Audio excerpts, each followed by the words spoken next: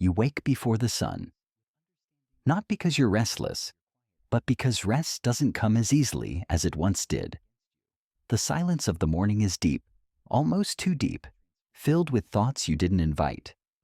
You shift in bed, gently testing your knees, your shoulders, your back, wondering when your body started whispering its complaints before your feet even touched the ground. And then it happens again.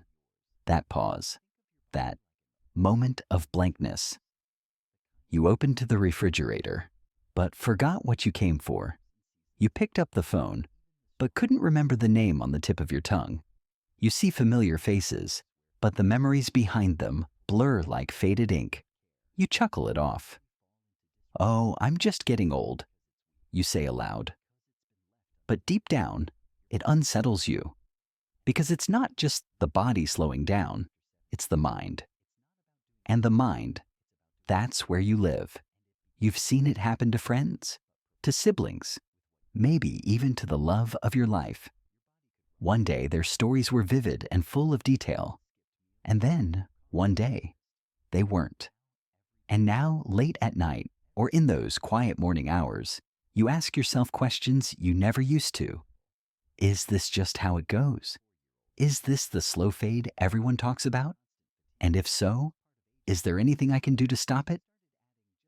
Pause here, because that question, that yearning, is exactly where your strength lives. Not in pretending everything is fine, but in being open to possibility, in choosing to care, in choosing to act. You see, memory isn't just a matter of age, it's a matter of nourishment, not just food for the body, but habits that feed the mind, the spirit, the story of you. And there is one habit, simple, beautiful, completely within your reach, that may just change everything. No pills, no complicated gadgets, just something so powerful and ancient, we've almost forgotten to honor it. Before we begin, I want to tell you this. This isn't about chasing youth. It's about reclaiming clarity, dignity, control. It's about waking up tomorrow with the feeling that your mind, yourself, is still deeply alive. And that, dear friend, is not only possible, it's waiting for you. Memory is more than just remembering where you left your glasses. It's remembering the name of your grandchild when their arms wrap around you. It's recalling the story behind that photograph on the mantel, how you and your love danced barefoot in the kitchen, laughing like the world was brand new. It's being able to follow a conversation without feeling lost, or read a book and truly take it in. Memory is connection. It's independence. And when it starts to slip, even in the smallest ways, it can feel like you are slipping away too. If you've noticed moments of forgetfulness, if your thoughts feel foggier than they used to, or if you've quietly worried that your mind isn't as sharp as it once was, you are not alone. And more importantly, you are not powerless.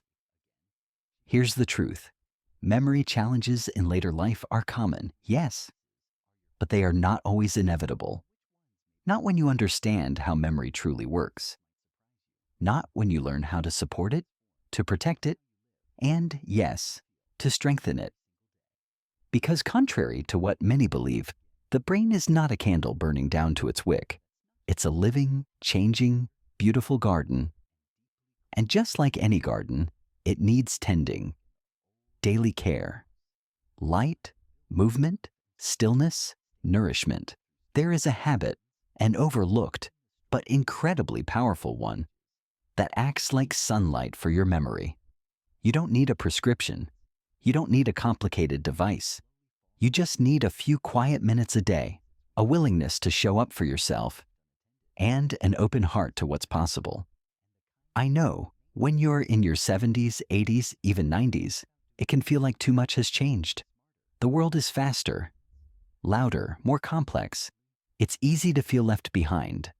But here, in this space, we're going to slow things down. We're going to return to what matters. And what matters is you. Your clarity, your sense of self, your ability to engage with life fully, on your own terms. Without your memory, even the most beautiful day can feel like it's slipping through your fingers. but with it. Even a simple moment, watching the wind move through the trees, can feel like a poem. This is your time, not to settle, but to reclaim, to nurture your mind with kindness and wisdom, and to take one small gentle step forward. Today. So let's begin together. Because your memory is not just worth saving, it's worth celebrating. You've probably heard it 100 times.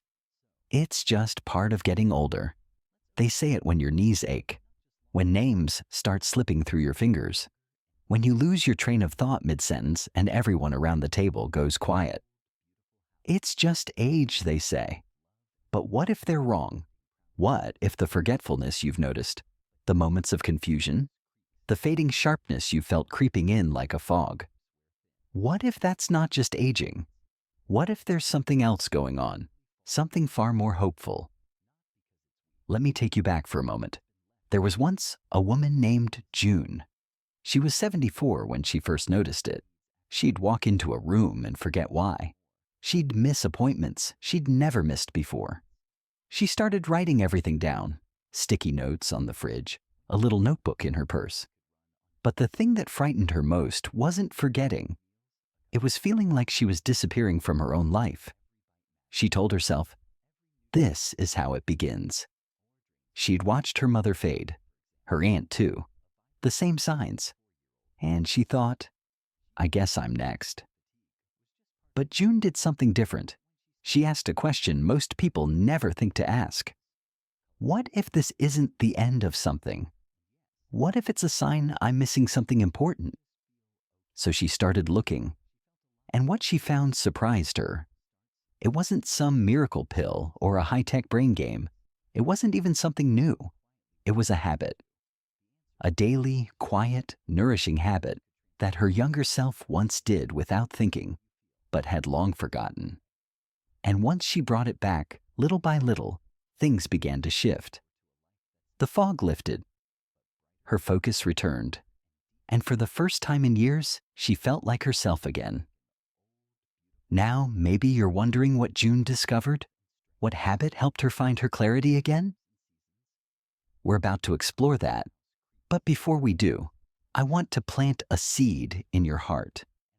What if the changes you've been blaming on age are actually your body and your brain calling out for something they need? Not broken, not doomed, just asking, please take care of me differently now. And what if that care is simpler than you ever imagined? You don't have to turn your life upside down. You don't need to chase every new health craze. Just a return to something deeply human, deeply healing, and deeply within your reach. Let's talk about what that is.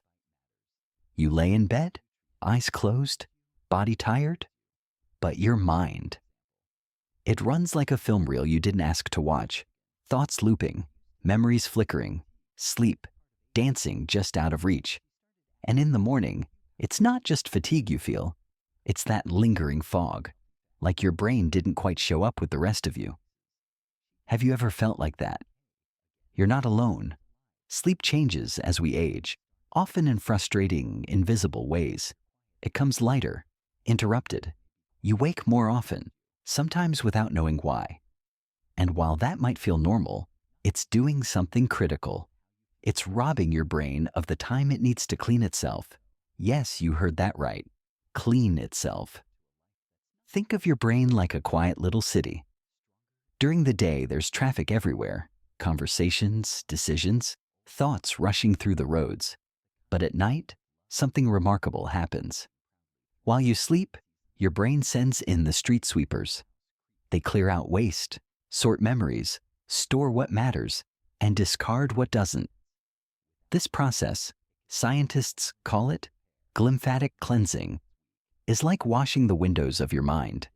And when that deep, restful sleep doesn't come, the mental grime sticks. That's when names disappear. That's when focus slips. That's when you start to feel unlike yourself. Let me tell you about George. He's 79, a retired teacher with a love for crossword puzzles. But lately, he'd been struggling to finish even the simple ones. He chalked it up to age, even joked about losing his marbles. But deep down, he was scared. His doctor asked about sleep. George hadn't thought much about it. He was in bed 8 hours a night, but after some tracking, he realized he was waking 5, 6 times and never truly reaching deep sleep. So together, they made a plan. George started winding down an hour earlier. He dimmed the lights, turned off the TV. He swapped his afternoon coffee for herbal tea. And most importantly, he began treating sleep like the medicine it truly is. Within weeks, things changed. Not overnight, but slowly. His recall improved, his mood lifted, and one morning, he picked up a crossword and filled it in. Start to finish. No stumbles. You could hear the pride in his voice when he told me. He said, I feel like I came back to myself. Because when you protect your sleep, you're not just resting, you're repairing, you're restoring, you're remembering who you are. And that's not just powerful, it's beautiful. Have you ever noticed how your body responds when you feel truly at peace? Maybe it's during a quiet walk with someone you love, or when a friend calls out of the blue and you laugh like you haven't in weeks. Or even that simple moment, sitting beside someone in silence, but feeling completely understood. In those moments, your breathing slows, your shoulders soften, your heart feels lighter. That's no coincidence. You see, just like your muscles need movement and your memory needs sleep, your emotional well-being needs connection. Without it, something silent starts to shift inside you. Your heart beats a little faster at rest. Your immune system becomes sluggish. Inflammation quietly rises. And your brain, especially the parts that hold your memories, begins to dim. Your heart beats a little faster at rest. Your immune system becomes sluggish. Inflammation quietly rises. And your brain, especially the parts that hold your memories, begins to dim. It's not just a feeling. Loneliness is a real physical experience. Some scientists now compare it to smoking 15 cigarettes a day. That's how dangerous it can be to live too long in emotional isolation. Let me tell you about Helen. She was 82 when her husband passed. They'd been married nearly 6 decades.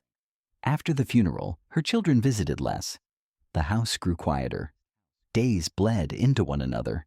She ate less, slept less, started forgetting little things. One day she left the stove on for hours and didn't even notice. When her doctor asked how she was doing, Helen simply said, I'm alone. Not sick, not broken, just alone. That word hit harder than any lab result. But Helen's story didn't end there. Her granddaughter, worried, signed her up for a local book club at the senior center. At first, Helen resisted. She said, I'm too old to make new friends. But eventually, she went. And something beautiful happened. She didn't just read books. She shared stories. She listened, laughed, argued over plot twists, cried at the sad parts, and learned to look forward to Wednesdays again. Her doctor saw the change. Better sleep, steadier blood pressure, sharper thinking. All from the power of human connection. It doesn't take crowds. It doesn't take grand gestures. It can start with a single shared cup of tea, a phone call, a neighbor waving from the porch. Your brain is wired to belong. And when it feels connected, truly seen and heard, your entire body responds.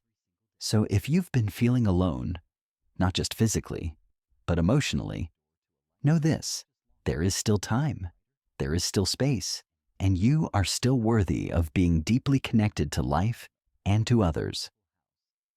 Let's keep going. There's something sacred about the early morning, the quiet, the softness in the light, the way the world hasn't quite rushed in yet. But for many, mornings now feel more like survival than serenity. You wake stiff. Your thoughts feel scattered.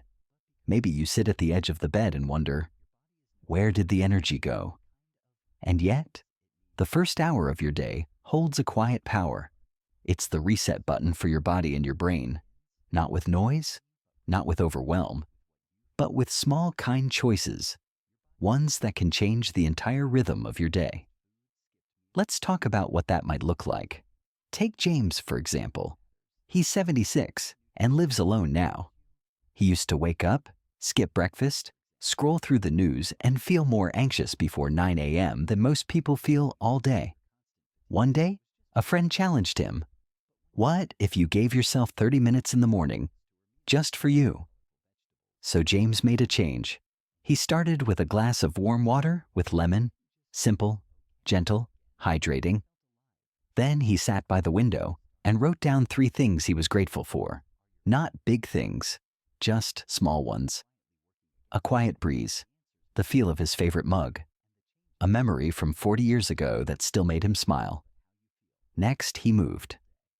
Just 5 minutes, stretching his arms, rolling his shoulders, stepping in place while watching the trees sway. No gym, no rules, just waking up the body with kindness. He finished with a quiet breakfast, oatmeal, berries, a boiled egg, something real, something nourishing. That was it. No noise, no rush. But within a few weeks, James noticed something. He felt present. His memory felt sharper by mid-morning. He had more calm in his conversations. He even smiled at himself in the mirror, something he hadn't done in years. Why? Because he took back the first chapter of his day. Your brain is like a garden in the morning, soft soil, ready to grow. What you plant, thoughts, movement, nourishment, will shape the rest of your day. So ask yourself, what's one small change you could try this week? Could you stretch while the kettle boils? Write down a memory before breakfast? Step outside and breathe in the air before checking the news? It doesn't have to be perfect. It just has to be yours. Because every morning you wake up is a quiet gift. And how you greet that gift can shape your memory, your mood, and your momentum for the better. Let's explore one more piece of the puzzle. There's a quiet moment that often comes with age. When the busy years are behind you, the kids are grown, the work is done, and the calendar, once overflowing, is suddenly, beautifully, blank. But sometimes that silence isn't peace. It's emptiness.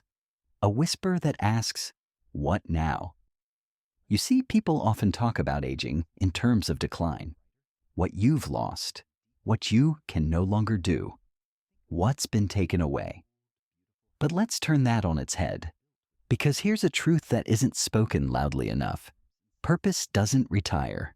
Your body may slow. Your eyes may need help reading fine print. But your spirit, your capacity to matter, is still alive, still waiting. And in many ways, this season of life offers the richest soil for that purpose to grow. Let me introduce you to Walter. Walter was 84 when his wife passed. They had been inseparable, grocery trips, Sunday dinners, even gardening side by side. After she was gone, he felt like half a shadow. Days slipped by in silence. He stopped going to church. He barely ate. He sat in the same chair for hours, just watching the light shift across the floor. Then one afternoon, a neighbor knocked. She asked if he might help her grandson build a model train, the same kind Walter used to love. He hesitated. Then he said yes. That yes became every Tuesday afternoon. That boy became 3 boys. And eventually, Walter was holding a little workshop in his garage for kids on the block, teaching them not just about trains, but about patience, about craftsmanship, about showing up. And slowly, Walter came back to life. He didn't find purpose by looking back. He found it by looking around. It didn't require money or perfect health or even leaving his home. It simply took offering something he already had: his time, his attention, his care. That's the secret. Purpose doesn't need to be grand. It just needs to feel real. It can be growing tomatoes and gifting them to a neighbor, calling one person a day just to ask how they are, writing letters to your grandchildren, ones they'll hold on to when they're your age, or praying quietly each morning for the world to feel a little less lonely. Your purpose can be small, sacred, steady. And every time you lean into it, you feed something deep inside, the part of you that wants to belong, to contribute, to love. So let me ask you, what do you want the next chapter of your life to feel like? Not look like? Feel like? Peaceful? Joyful? Needed? It's never too late to turn that page, and the beautiful truth is, you get to write it. You've come a long way in this conversation. Thank you for staying with me. That alone tells me something beautiful. You're still here, still curious, still open to the possibility of change. And that is no small thing. Remember how we began, feeling the weight of days past? The quiet questions about what aging means, what it takes to truly live well as the years add up. What if I told you that your story is far from finished? That your body still listens when you care for it, even in ways that feel small or slow? That your heart still beats with hope, and your mind can still light up with new memories, new joys? You are not too old. You are not done yet. Fatigue does not have to be the norm. Memory loss is not a foregone conclusion.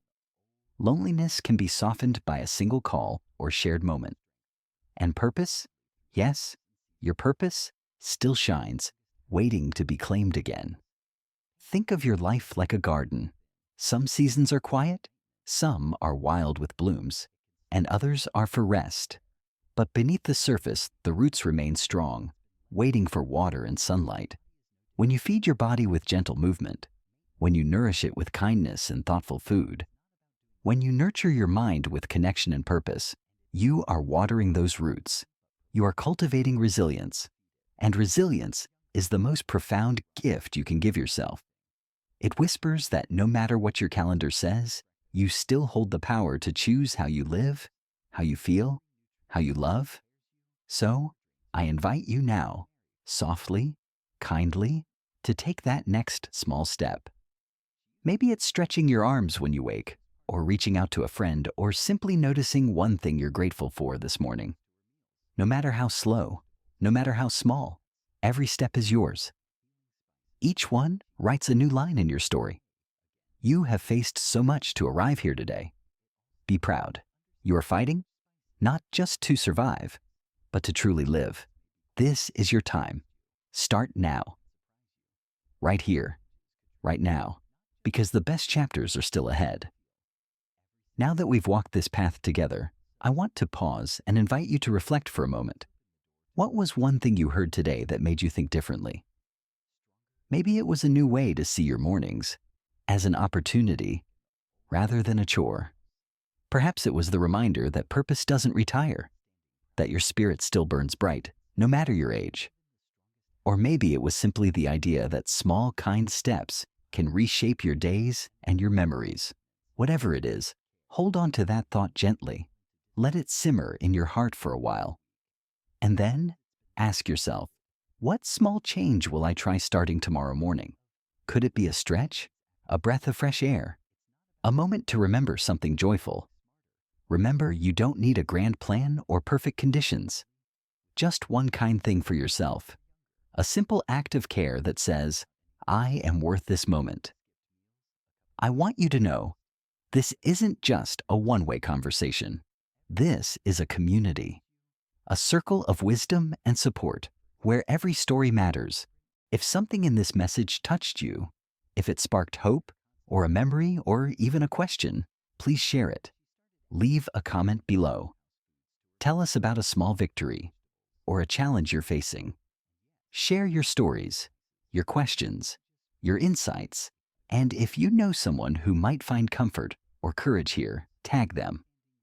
Invite them in, because we're not walking this journey alone. We're walking it together. And every voice adds to the strength of this community, a place where kindness lives, where respect grows, and where age is honored as a chapter rich with meaning and possibility.